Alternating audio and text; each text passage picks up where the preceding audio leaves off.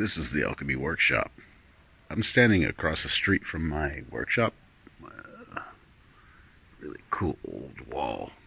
You can maybe see it's dark out, but yeah, you see the street, this very old wall, medieval wall. Across the street from me, there's the door to my workshop. There's the window, and above it, it's this hidden room. I posted a short about it in like 3 months ago, end of November. It's end of February now.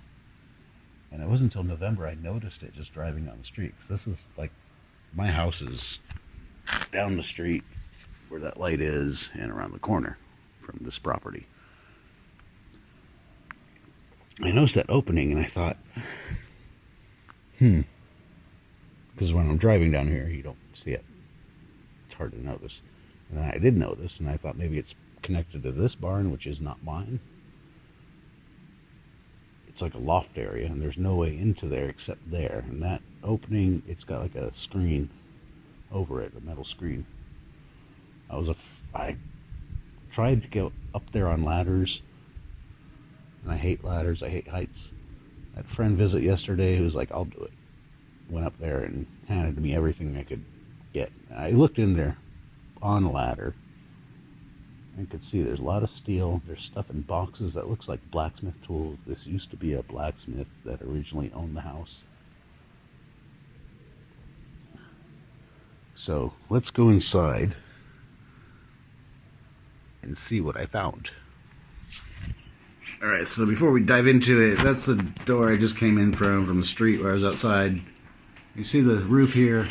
It's an old traditional kind of barn type roof, these steel beams and concrete. There's no way up there, there's no way out. I mean, it's further down. I'm like 2 floors up from the backyard. And yeah, it used to be a barn. This house was built in 1888, owned by the same family for at least 2 generations. The first generation, the original owner, was a blacksmith. We can see this because he left a lot, the family left a lot of stuff behind. This one is pretty cool, and Hufbeschlagschule, it basically means like a farrier school for blacksmiths. And if you can see sorry about the glare, but the anvil says 1905. So that's an old photo. I'm not sure which one it is in the photo. I'm going to try to find out. There was a lot of stuff behind. I was pretty disappointed. I didn't find much for blacksmithing. I found a really nice hammer, which I'll show you later, and a couple little things, nothing too special. Quite a bit of steel, like nice usable steel, like square stock, things like that. A little disappointed. Still hoping I'd find more, but I pretty much searched most of the places to search. I did find a lot of random cool things, but that was one thing I was hoping was just more blacksmithing tools. Yesterday, a good friend of mine came by, and for his work, he's like doing that. He's up on much higher stuff than that. I showed him that. He's like, no problem. I'll do it right now. Give me a ladder. So he got up there, climbed up, and starts emptying, like handing me stuff he's pulling out of the boxes. And the last time I did look up there, another thing sticking out of the top of the box, I could just see about like this much of this. And I was like, that definitely looks like tong handles. And that's what I'm really hoping for, like tongs or hardy tools, stuff like that. He starts pulling stuff out, and I'm like, yep, those are blacksmith tongs. Yep, those are hardy tools. I was right. Everything in those boxes was for blacksmithing. I kind of hit a jackpot with it. So I'm going to go through what I found. I was pretty amazed. I'm still kind of going through everything. I had my friend visiting, so I just, I'm running up the ladder, carrying as much stuff, he's passing me all the stuff to run inside with, and I'm just looking overwhelmed. It's a pretty cool find. So we're going to go in different sections. We'll start with the tongs. And let's see, 1, 2, 3, 4, 14 pairs of tongs. The first things he showed me, I'm just like, those are some tongs. Yeah, but they're like pretty massive. And there's like 1, 2, 3, 4 sets of these. Just slightly different openings. Some that have a little bit different. These are even a little bit bigger. And there's 2 pairs of these that have a bend. So for different, a lot of blacksmiths will actually make a tong for a specific job if they're doing multiple pieces. One more pair of those. You could tell they've been sitting up there for a long time, but they're you know, get some heat on these, those will be perfectly fine. They're all in good shape. I'm going to go through all the really large ones at first. Another set. These, first I thought maybe they're broken, but maybe they're shaped for something specific. I don't know. And that's what's kind of cool is if I don't find a use for them, I can repurpose the shape, the profile of the jaws to work for something I want to use it for. A lot easier than making tongs from scratch. These look pretty useful. They've been hammered on quite a bit, you can tell, but nice size. This is more of a, those really big ones, those are going to get heavy and they're for holding something huge. Another large pair. These definitely broke. That's the only pair that looks like it's damaged. And they're so kind of like dusty and rusty, it's hard to tell. I'm very curious looking through some of the stuff to see if any of it's actual wrought iron. Like a pair of rounding tongs, it looks like. Or they'll work as that. I've never seen these type before, but they're very cool. I think they'll come in very useful. These 90-degree angled.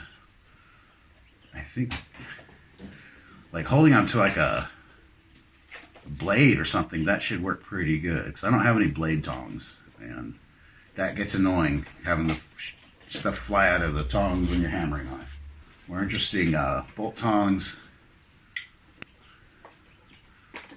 Another set, a little different design. And these are cool. I've never seen this before with a curved handle. So that I can imagine will be very useful for certain things. You're just trying to get that comfortable angle to hold it and turn it. And finally, the last pair, I'm not sure what exactly these are supposed to be. Kind of strange. I don't know if they're more for, if they're actually tongs, because they work in reverse. When you squeeze the handle, they open. Or if it's supposed to be like a, what do you call it? I forgot the word for it. Like a compass almost, you know, to measure stuff. I've never seen something like this before. So, a little bit of a mystery. They're pretty small for tongs. Yeah. So I'm going to come across a few things I'll be showing you. I'm not quite sure what it is. If someone knows, please let me know in the comments. But I will go back up there. There's still a lot of steel. And who knows what else is kind of like hidden in there. I have to really look. I'd like to really look through it. So that was the tongs. We're going to go next. We're going to move over here and go into the hammers. So now we're going to take a look at the hammers I found. And I'm doing this in two sections. These are like hammer heads that are for hammering. I also found striking tools. They'll have a handle attached, usually a wooden handle, but they're not hammered with. They are set on a workpiece, and usually you have an apprentice, ideally, or someone else, as you're holding it over the steel to strike the back of it. We'll take a look at those next. I didn't find a whole lot of hammer heads, and like I said earlier, I did find a hammer, complete with handle here, still in great shape. The handle still fits well. This hammer's awesome. It's the first, like, kind of this style of blacksmith hammer I've owned. It's on the heavier side. Only thing about it is that handle is not fit in my hand. It's giving me blisters. It's pretty hard on my hand. I'm gonna have to probably shave it down a little bit or rehang it. I think if I just thin it down a little bit, it'll be better for the size of my hand and not cause, you know, the problems that a handle that doesn't fit your hand causes. Other than that, it's a great handle. It's still in really good condition. Found this out in the barn. I was super happy. I'd looked through the barn and I happened to like find it really stashed away. The other handles, they're up above. The hammers were up above, and no handles on them. But also, I noticed very old signs throughout the property of what we call Holtzworm. I guess that's woodworms, something that eats these little worms. They eat wood, and I even found like an old axe and found out, yeah, it like the handle just disintegrated from those things. So I'm guessing they're up there, and that's why there's no handles left after these have been up here, probably up there since like the early 1900s, I'm guessing. So course, they're going to be rusted. So I found one of these small little cross pins. I've got a lot of these. I find a lot of cross pins at the junkyard as well. And it's a small one. I have several small ones. So it's nothing super special, but it's definitely cool. And it's kind of, you know, what's nice about having multiple ones is you can do different profiles on the peen.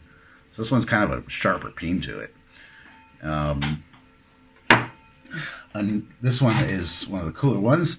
It's another like the blacksmithing design hammer, rounding, and yeah, and it's in very good shape. Just take some, I don't know, I might just put these in some vinegar to get some of the rust out, and a bit of a wire wheel. I got some handles today to hang these. This is one I'm going to hang, and the next one I'm going to show you. But yeah, this one's great. It's a bit smaller than the other. Let me show you in comparison. You're going to have different hammers you want to go to for different jobs. So it's, I didn't weigh these, but yeah, it's considerably lighter. And for a lot of stuff I do, this is a good size. This is, you know, for doing smaller, intricate work, it's a little bit of an overkill. I found a smaller ball peen. I have a few ball peen hammers. That two, to be exact. And they are all the same size, more or less. So this is a little bit smaller. As you can see by comparison, a little bit lighter. So that one I also bought a handle for. I'll probably try to hang it tonight. I didn't want to buy the stupid wedges or the little metal wedges because they're like €5 for those at the store. I'm like, I can make that. So that's the next step, just making some of those, fitting the handle, etc. And I started to clean this up with just a wire wheel on a drill. You can see on that end it's cleaner, where this is like that. This one, the face, just a little bit of dressing needed here, but other than that, it's in great shape. Also in this one, there is some kind of stamp here. I gotta clean it up to see what it says. I cannot make it out. It might just be a number. It might be, who knows? We'll find out. And finally, the last one, I'm guessing is a hammerhead. The only thing that I'm not sure about is because it's got a round eye instead of a eye-shaped hole. But it looks more like a, almost like sledgehammer design. But it might be a striker because that round hole. Normally on the striking hammerheads, you don't fit the handle the same way. I'll go into that one in this next part where I show you the striking heads. So that's it for the hammers. Not a whole lot, but that's cool because I actually have a ton of hammers. A lot. That's one thing I find really common at the junkyards here. I bought them used from, if you look on eBay, there's a lot of times, that's what sucks, is people will, you know, someone dies and they have stuff like this laying around. The family doesn't know what it is. They end up selling it. If they can figure out what it is, they'll sell it on eBay, and then that drives the prices up because all the blacksmiths looking for it. Or, what's the worst, is they just take it they sell it for the junkyard. So we have trucks that come by all the time. They're ringing a bell. So if you have any scrap metal, you put it out. They'll take that. They sell it as scrap metal. And I've lucked out and rescued a lot of blacksmithing tools and other tools at the junkyard where I happen to just be there before it just gets buried and taken away and done whatever they do with it. And sometimes really, really nice tools where I'm sure that was the case. Someone just wanted to get rid of it. They didn't know what it was, what it's worth. The scrap dealers, the people who just sell it as a living, they don't care. It's like, okay, they're just looking at metal by the pound, or kilo in this case. So let's get on to the striker hammers next. Alright, so what I'll be calling the striker hammers. They look like hammerheads. The only thing is, it's basically, you got a handle, and you're holding that over the steel, and normally someone else is swinging the hammer and hitting it. That's why you'll see these are very well used. They're totally mushroomed over. If you have one that's mushroomed like that, you don't want to use it. That's really dangerous. Those pieces, if they fly off, they can fly off really fast and hard. It's like a projectile. Not good. So you got to dress. These have to be dressed. I think a lot of them can be salvaged. The ones that can't, I mean, they're history to me. So I'll still keep them, put them up on the wall, whatever, collection. But I can salvage these. And that's once I start to kind of clean them up, I'm very I'm very curious if it's wrought iron. This is a nice kind of diamond pointed one. I don't have one of those. The only striker hammer I have that I use is a flatter, and I did find one of those. I have one. I have a couple that are in nice shape, and when I put the handle on. So here's another. It's a flatter. They're nice because you put it over a piece, especially when I'm working on knives. I want something really flat. Then you hammer on top of it to flatten it out on the anvil. This one is damaged. It's chipped on the corner here. Not bad. I mean, it can still, if I smooth out the surface from any pitting, it can still work. Obviously get rid of the mushrooming. But yeah, you can see on this wood here, those holes. And this stuff just turns to dust. That was just devoured by worms. Those wood worms. Bastards. Here's one, it's like a peen. And it's actually, I believe it fits perfectly on one of the hardy tools I found. We'll look at that later. That's the next thing I'm going to show is the hardy tools. This is also, we have that groove in there, and that's a lot. These are generally used for like to round square bar. It's like a rounding die almost. Another one that's for a bigger size stock. And the only problem, like I said, with using these, it's really, really difficult as one person to do it, to hold the material, hold the tongs, and a hammer, and another, you need an extra hand, or you're going to have to, like, hold the steel between your legs, and it's a little tricky. It's much easier with two people, but the hardy tools are a little bit more useful for that reason. This is kind of like, I don't know, I guess like a punch or a drift. It could very well be for making the eyes, like the round eyes, drifting those through in tools. Another one just smaller. And like I said, a lot of blacksmiths will design their tools for a specific job or modify them. That's it of the striking hammers.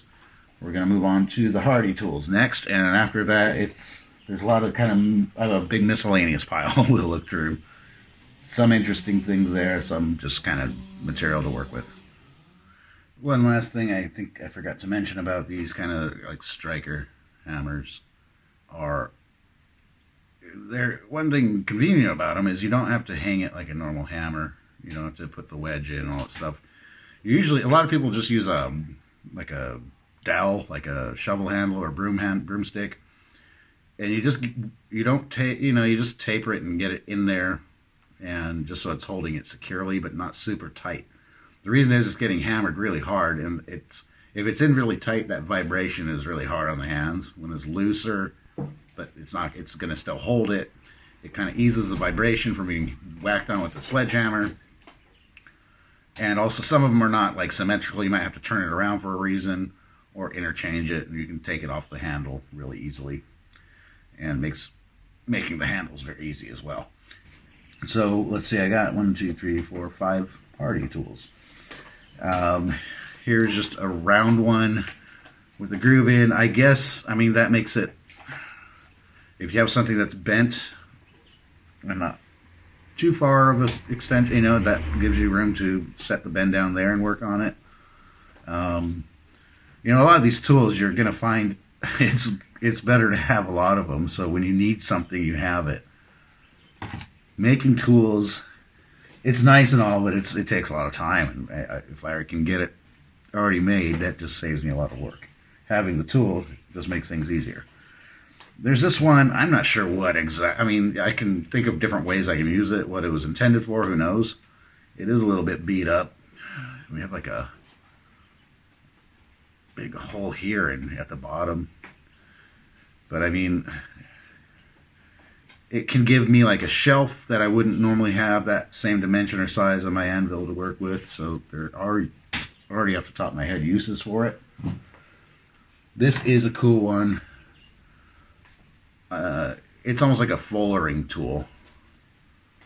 So it's rounded at the top, and I actually have a striker. It looks like it's a little bit wider, but I mean that, if you have something to hold it for you, you could use that as a fullering tool. Then we have these swages for like rounding things off. And I've got two of them, so a thicker one and a smaller one. And what I found is got a few that look like they kind of are made for each other. So that fits in there perfect. This one will become useful. A lot of times they're used for making square bar into round. This one, the bigger one, I'll definitely have good use for, because one thing I started to get into making recently are sockets for spears. And this is really cool for hammering out that socket shape. So those are the Hardy tools, and I was very happy because I've been wanting to get some Hardy tools, and there's always a few issues with it. One is if someone knows what it is and they sell it even used on eBay, they're not cheap. If they're new, they're not cheap. If someone just happens to find one, I mean, if you look at this, it's like, it looks like junk basically to most people. And if you're lucky, you might find one at the junkyard. Then it matters, does it fit your Hardy hole? I'm assuming all these were used on hopefully the same anvil, but the ones I checked fit. They might be a little bit, this part might be a little bit too long. So if that's the case, I can cut it down if I have to. I'll see. Give them a try. So that is most of the blacksmith tools, except for a pile of the miscellaneous stuff. So here is the miscellaneous pile. Quite an assortment of things going on here. Of course, we got the log dogs over here. Those I find all the time at the junkyard. I don't even grab them, but they are useful. I mean, I use them quite a bit. It's free material. Steel is not getting cheaper, and shipping for it sucks. I live in a rural area, so there's not like any place I know to go to buy steel except a hardware store, and it's totally overpriced. It's just square stock. So, all right, first we'll start with these. To me, these look like something you'd use for a furnace for melting and cleaning out the crap at the top. There's two of them. Or for your coke fire to manage the fire. I don't know. But yeah, two of those. A couple old horseshoes. I make a lot of stuff with horseshoes. It's always nice to find. There's quite a few random like punches like these that are cool. They're useful, and or drifts, however you want to use it. They can also be reprofiled, reshaped to do different tasks. I want to make a set of kind of like punches for doing decorative like dragon heads and ram heads, things like that. There's a lot of stuff. Maybe it was just work in progress. You saw that like rectangular striker. That looks like it was used on this. I bet it would fit perfectly in there if I picked it up and tried it. A few pieces like that. No clue what this is. But, I mean, I use a lot of scrap material for... A lot of times I have big bins of scrap, and sometimes I'll just start looking through it, and a piece gives me an idea. This heavy-duty spring. Some nice spring steel there. A lot of just kind of random pieces. More punches. There's a lot of these that you can see they were hammered on and used for some kind of, I don't know, making an eye for an axe. I have no idea. Someone has any thoughts on those, let me know. Not sure what I'd ever use them for. A lot of pieces of scrap, some pretty thick ones. That's where I'm kind of curious to figure out the best way to see if any of this is wrought iron. It's so rusty and dirty right now, it's probably impossible to tell. Well, saw a few ideas of how to check for it. I don't personally know, but that would be great to find some for various projects. This will be very useful because I make hooks, so to have something to kind of make a uniform bend will be nice. The draw knife, that was a cool find. I've been wanting a draw knife for a while. I've been planning to make one, and now this one. It's funny, the wood is still there, but you can see when I picked up all that dust that fell out, and you can see I saw earlier looking at it. These little holes in it. The camera will focus from wormwood, or wood worms. So those handles are going to just disintegrate. But I can remake the handles, clean that up, and sharpen it up. And I have a draw knife. I've been wanting to try to make a longbow, so that's one thing I will need for that. And for making my own handles for axes and whatnot. This thing looks like a big pizza cutter. I'm not sure what it's actually for. No clue. Really old shovel. And I have an idea for this. Like I said, I've been making spears and socketed spears. A lot of hunters will use them in Germany for boar. When you're going on drive hunts, it's nice to have one in hand because you're like trying to scare animals out of the bushes to run towards where they're shooting. And boar don't always run from you when you scare them. So my thought is to take an angle grinder or my bandsaw. I'm going to cut that into a spear shape, forge it flat, and then I have to make a socket. And it doesn't have to be, it just really has to be able to stab. It doesn't have to hold an edge. So that is kind of cool. I'm sure this is old as some of my coworkers. There's a lot of stock up there. This was kind of, I don't have any of this, like this T-shaped. But there was like channel, C channel, and all sorts of steel I still got to get down from there. So I've got a lot of material to work with, which is cool.